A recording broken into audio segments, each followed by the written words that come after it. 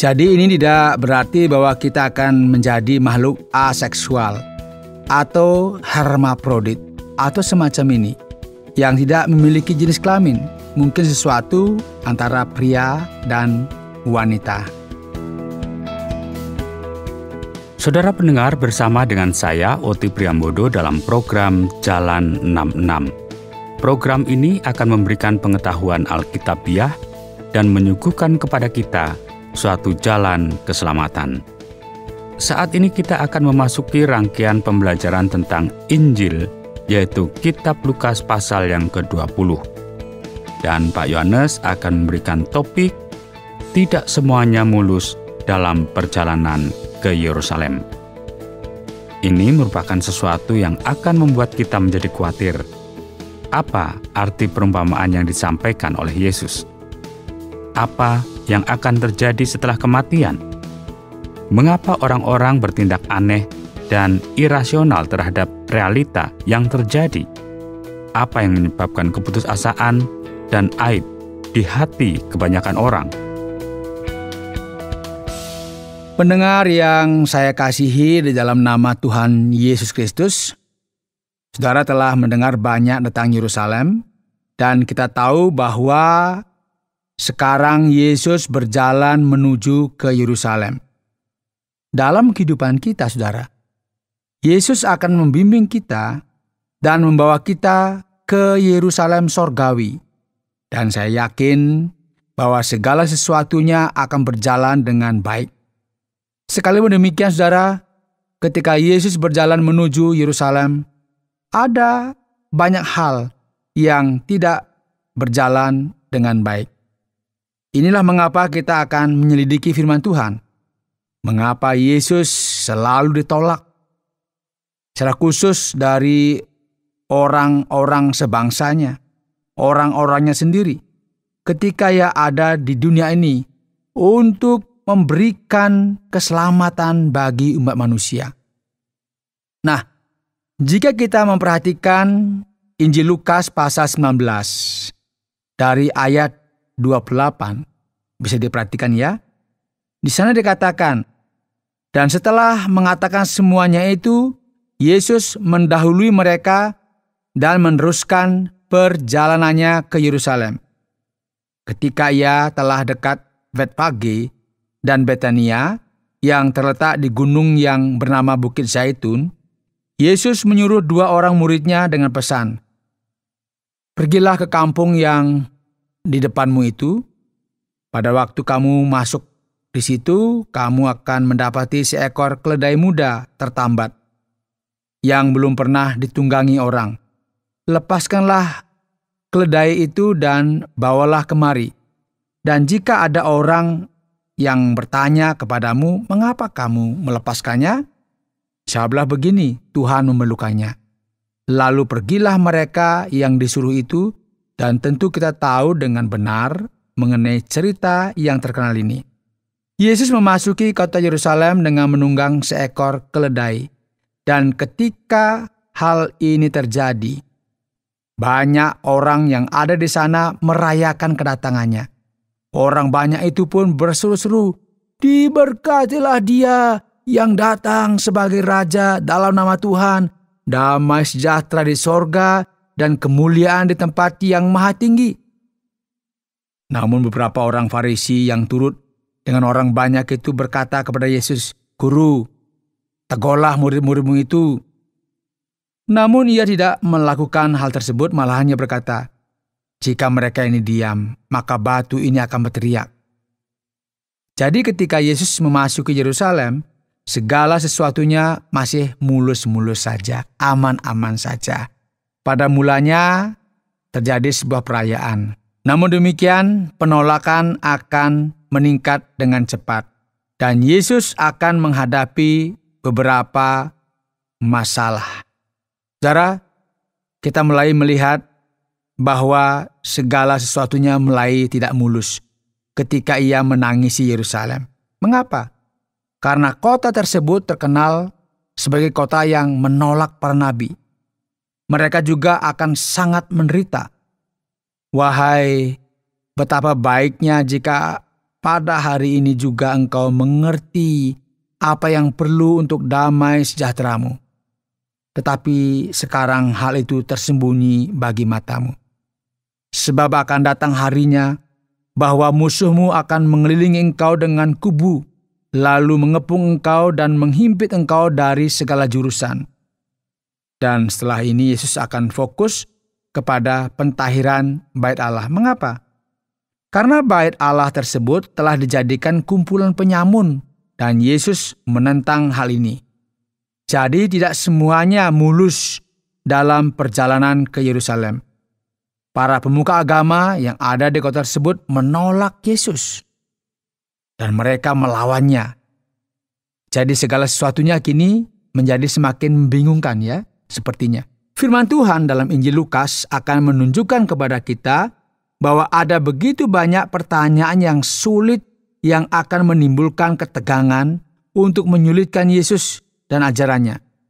Di awal pasal 20, kita akan melihat bahwa imam besar, para ahli Taurat, dan orang Farisi mulai bertanya kepada Yesus, dari mana diperolehnya segala kuasa yang dimilikinya? Yesus menjawab mereka dengan pertanyaan juga. Dari manakah asal baptisan Yohanes? Dari manusia atau dari sorga? Mereka mempertimbangkan hal tersebut, karena jika mereka menjawab hal tersebut, mereka akan terlihat buruk. Maka mereka tidak menjawab hal tersebut. Yesus pun juga tidak menjawab hal tersebut. Penolakan dalam kaitannya dengan orang Farisi mengakibatkan suatu kenyataan bahwa tidak semuanya mulus dalam perjalanan ke Yerusalem. Malahan segala sesuatunya akan menjadi semakin membingungkan karena Yesus kini akan menceritakan sebuah perumpamaan yang sangat terkenal dari seorang pekerja kebun anggur. Kita akan melihat di sini sikap orang Farisi pada waktu itu yang akan bangkit dan melawan Yesus karena mereka disebutkan Yesus secara terang-terangan. Penolakan tersebut tergenapi dan firman Tuhan akan berkata, seorang membuka kebun anggur, kemudian ia menyewakannya kepada penggarap-penggarap lalu berangkat ke negeri lain untuk waktu yang agak lama. Dan ketika sudah tiba musimnya, ia menyuruh seorang hamba kepada penggarap-penggarap itu, supaya mereka menyerahkan sebagian dari hasil kebun anggur itu kepadanya. Tetapi penggarap-penggarap itu memukul hamba itu dan menyuruhnya pulang dengan tangan hampa. Sesudah itu ia menyuruh seorang hamba yang lain, tetapi hamba itu juga dipukul dan dipermalukan oleh mereka. Lalu disuruh pulang dengan tangan hampa. Selanjutnya ia menyuruh hamba yang ketiga, tetapi orang itu juga dilukai oleh mereka. Lalu dilemparkan keluar kebun itu. Maka kata tuan kebun anggur itu, apakah yang harus kuperbuat? Aku akan menyuruh anakku yang kekasih. Tentu mereka segani. Tetapi ketika penggarap-penggarap itu melihat anaknya, mereka berunding. Katanya, ia adalah ahli waris. Mari kita bunuh dia, supaya warisannya ini menjadi milik kita. Lalu mereka melemparkan dia keluar kebun anggur itu dan membunuhnya. Sekarang, apa yang akan dilakukan oleh tuan kebun anggur itu terhadap mereka? Akan datang dan membinasakan penggarap-penggarap itu dan mempercayakan kebun anggur itu kepada orang-orang lain. Mendengar itu mereka berkata, sekali-kali jangan. Ini merupakan respon yang mereka berikan. Tetapi Yesus memandang mereka dan berkata, jika demikian, apakah arti nas ini? Batu yang dibuang oleh tukang-tukang bangunan telah menjadi batu penjuru? Darah ini merupakan kutipan dari Mazmur 118. Barang siapa jatuh ke atas batu itu, ia akan hancur. Dan barang siapa ditimpa batu itu, ia akan remuk.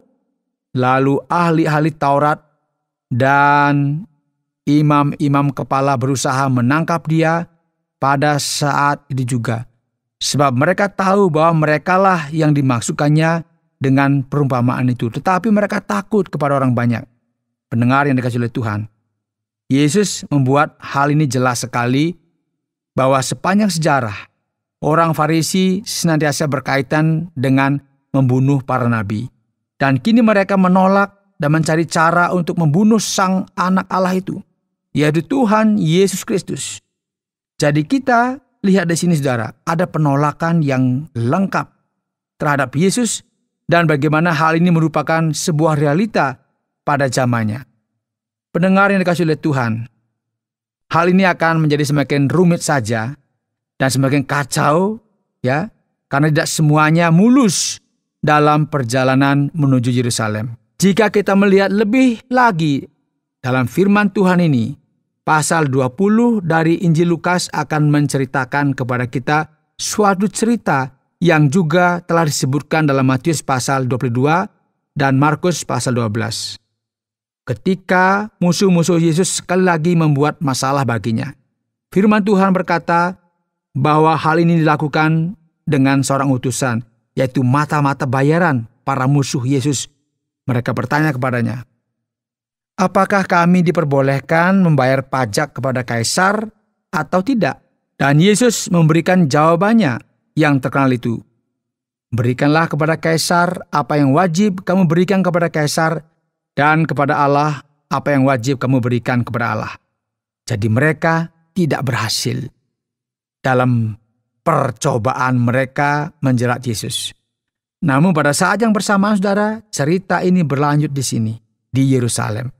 Setelah ini orang Saduki memutuskan untuk menjerat Yesus dengan suatu pertanyaan yang sulit mengenai kebangkitan. Mereka bertanya kepadanya, jika saudara laki-laki dari seorang mati, dan ia meninggalkan seorang istri dan tidak memiliki keturunan, maka orang tersebut wajib menikahi janda tersebut dan memberikan keturunan bagi saudaranya yang telah meninggal tadi. Dan jika laki-laki tersebut adalah 7 bersaudara, saudara yang pertama menikahi perempuan tersebut tanpa meninggalkan keturunan, kemudian yang kedua dan ketiga harus menikah dengan dia, akhirnya yang ke-7 mati juga tanpa meninggalkan keturunan. Jadi sekarang pada saat kebangkitan orang hidup, perempuan ini akan menjadi istri siapa? Karena ke-7 orang tersebut telah menikah dengan dia. Yesus menjawab orang tersebut dan berkata, kamu tidak mengerti tentang apa yang kamu tanyakan. Karena firman Tuhan berkata, orang-orang dunia ini kawin dan dikawinkan, tetapi mereka yang dianggap layak untuk mendapat bagian dalam dunia yang lain itu dan dalam kebangkitan dari antara orang mati tidak kawin dan tidak dikawinkan. Sebab mereka tidak dapat mati lagi. Mereka sama seperti malaikat-malaikat dan mereka adalah anak-anak Allah karena mereka telah dibangkitkan. Dan Yesus berkata, bukankah kamu mengaku bahwa Allah adalah Allah Abraham, Ishak dan Yakub? Oleh karena itu bagaimana mungkin kamu memungkiri realita dari kebangkitan? Tidak semuanya mulus, saudara, dalam perjalanan menuju ke Yerusalem. Karena kemanapun Yesus pergi, selalu saja ada para kaum religius ini ya, senantiasa menolak Yesus sepenuhnya. Dan akhirnya bagian ini akan berakhir pada pasal 20 ini dengan mengatakan bahwa Yesus adalah anak Daud. Dan tidak hanya ini saudara, yang mengejutkan lagi bagi orang-orang yang melawan Yesus pada waktu itu adalah bahwa dia adalah tuan dari Raja Daud. Untuk mengakhiri, Yesus akan meningkatkan masalah ini. Ia berkata dengan jelas, waspadalah terhadap ahli-ahli Taurat yang suka berjalan-jalan memakai jubah panjang dan suka menerima penghormatan di pasar, yang suka duduk di tempat terdepan di rumah ibadat dan di tempat terhormat dalam perjamuan, yang menelan rumah janda-janda dan yang mengelabui mata orang dengan doa yang panjang-panjang. Mereka itu pasti akan menerima hukuman yang lebih berat. Pendengar yang dikasihi oleh Tuhan, penting sekali bagi kita memahami hal ini. Pesan kerajaan Allah tidak selalu menjadi pesan yang populer. Dan sebagaimana hal ini sering terjadi kepada Yesus dan para murid, hal ini juga terjadi dalam kehidupan kita. Sekali lagi, kita perlu mengingat tema hari ini dan kenyataan bahwa tidak semuanya mulus dalam perjalanan menuju Yerusalem. Segala sesuatunya tidak selalu lancar. Anda sedang mendengarkan Jalan 66 dalam rangkaian kisah Injil Lukas pasal yang ke-20 yang telah dijelaskan oleh Pak Yohanes dalam topik "Tidak semuanya mulus dalam perjalanan ke Yerusalem". Sekarang kita akan melanjutkan perjalanan kita dalam Jalan 66 hari ini dengan tanya jawab dari pasal 20 Kitab Lukas. Pak Yohanes, kita ada pada masa di mana segala sesuatunya tentang kota Yerusalem. Mengapa kota Yerusalem sangatlah penting di sini, dan apa yang akan terjadi di sana? Ya, tentu ini merupakan sesuatu yang sangat menarik untuk dipikirkan Pak Oti ya.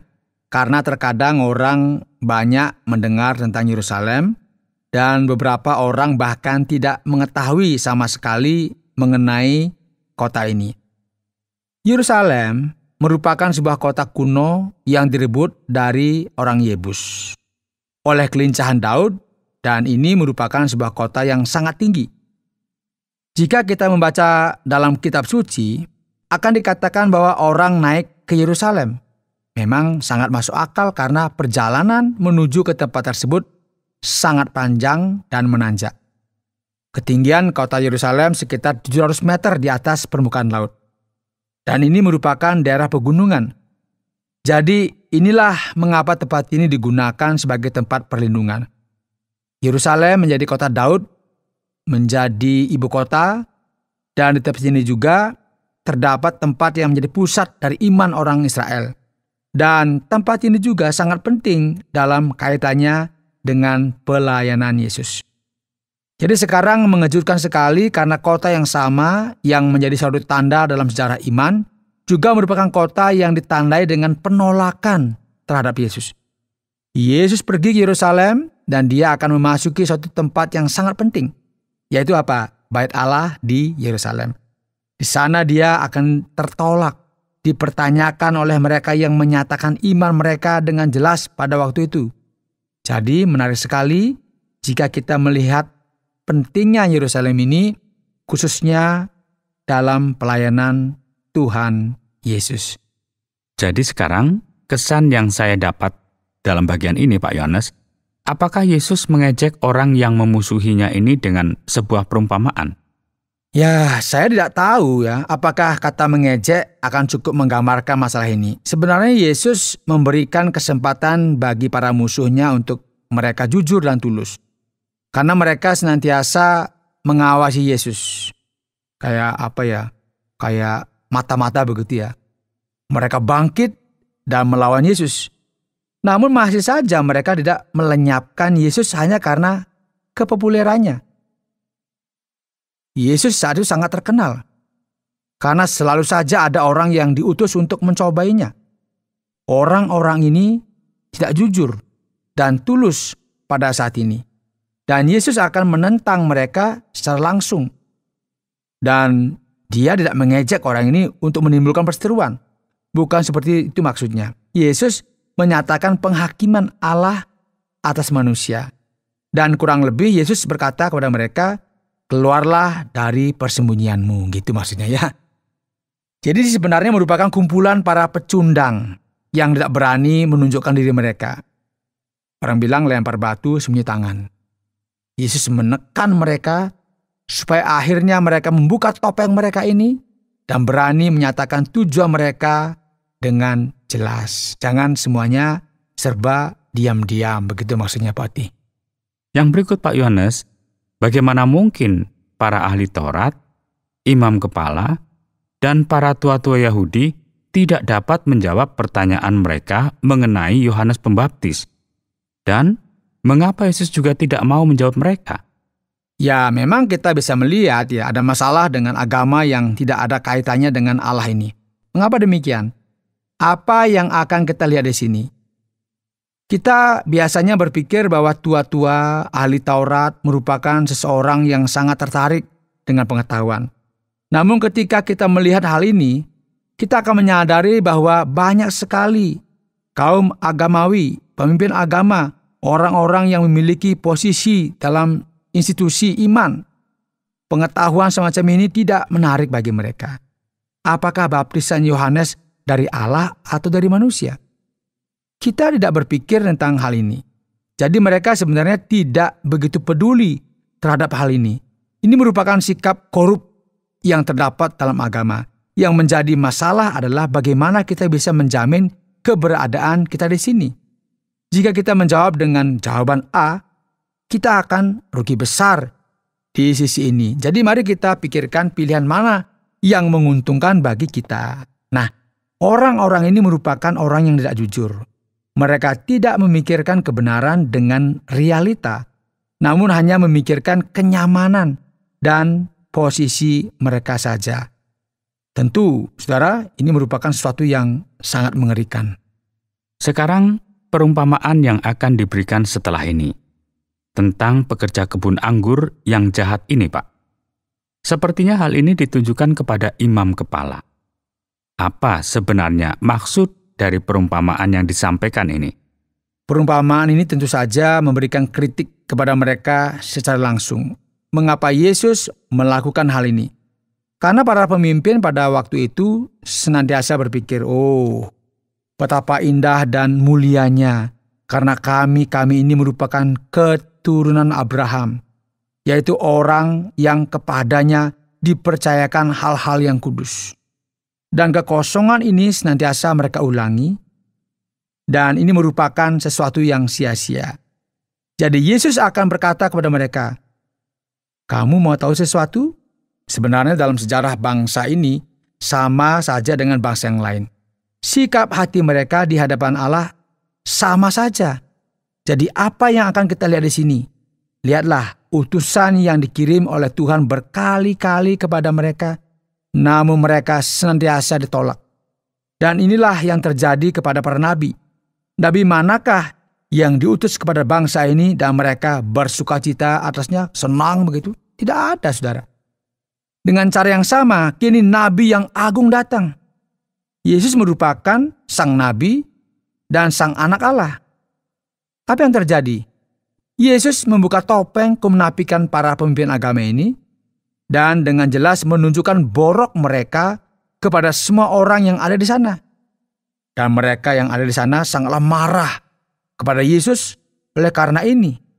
Karena Yesus mengkritik mereka secara terbuka. Jadi mereka emosi karena ditunjukkan keborokan mereka, kira-kira begitu.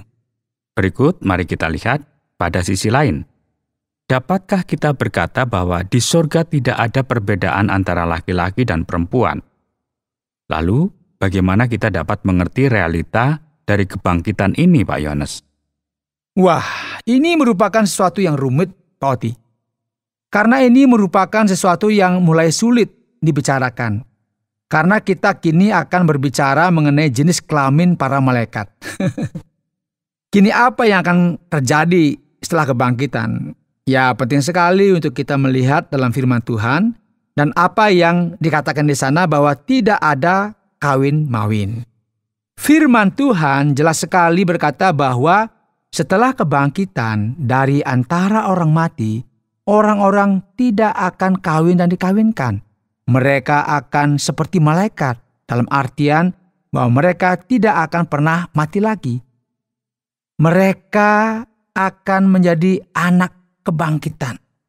Ini berarti bahwa tidak akan ada kawin-mawin dan beranak cucu. Ini tidak berarti bahwa kita akan menjadi makhluk aseksual atau hermaprodit atau semacam ini yang tidak memiliki jenis kelamin. Mungkin seperti antara pria dan wanita, dan seperti itu.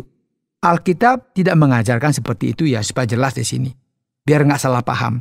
Karena seperti ini akan menjadi sesuatu yang kadang-kadang diperdebatkan. Seperti apa ya keadaannya nanti? Allah menciptakan manusia laki-laki dan perempuan. Namun setelah kebangkitan, dari antara orang mati, tubuh kita tidak akan membutuhkan pernikahan lagi atau beranak cucu. Ini merupakan sesuatu yang harus terjadi di dunia ini sekarang. Dan berbahaya sekali jika kita melampaui hal ini. Karena kita tidak memiliki informasi yang cukup. Kita tidak memiliki detail yang cukup dalam Alkitab yang membahas masalah seksualitas setelah kebangkitan. Jenis kelamin setelah kebangkitan. Tidak ada. Jadi kita tidak boleh membuat asumsi. Lebih baik kita menunggu bagaimana jadinya nanti di atas sana ya. Namun sekarang kita hanya bisa mengerti sesuai apa yang dikatakan di dalam Alkitab. Begitu Pak Oti.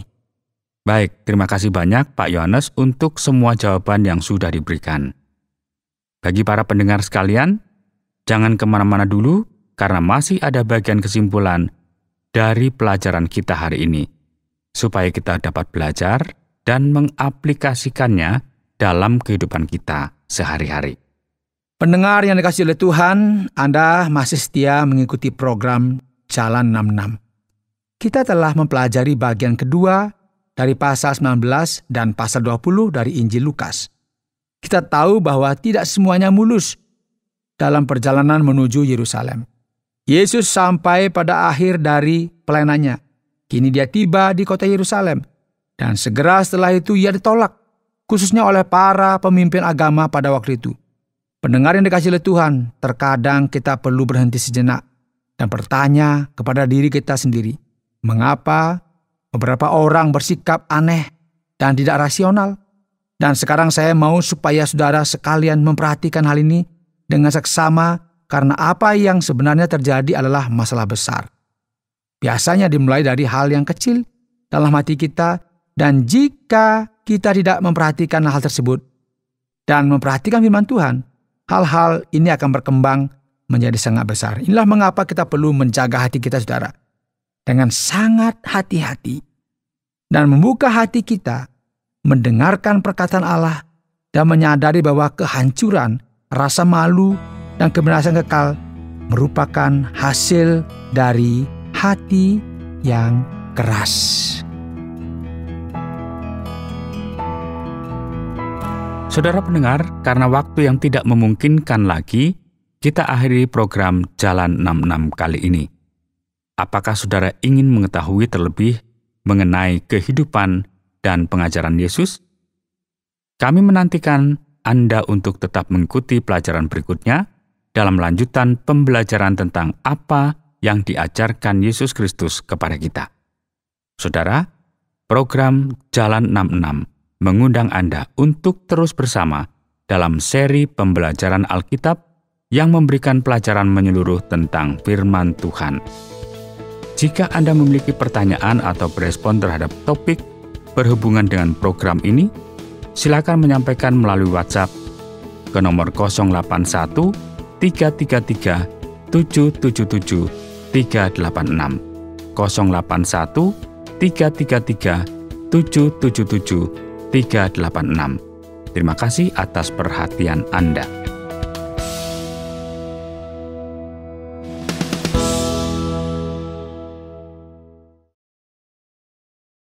Terima kasih Anda sudah mengikuti program kami. Jika Anda diberkati, jangan lupa like, komen, dan share supaya Anda tidak ketinggalan setiap program terbaru kami. Jangan lupa juga untuk subscribe channelnya dan nyalakan loncengnya. Jika Anda ingin mendukung pelayanan kami, bisa melalui rekening kami berikut ini atau menghubungi kami di sini.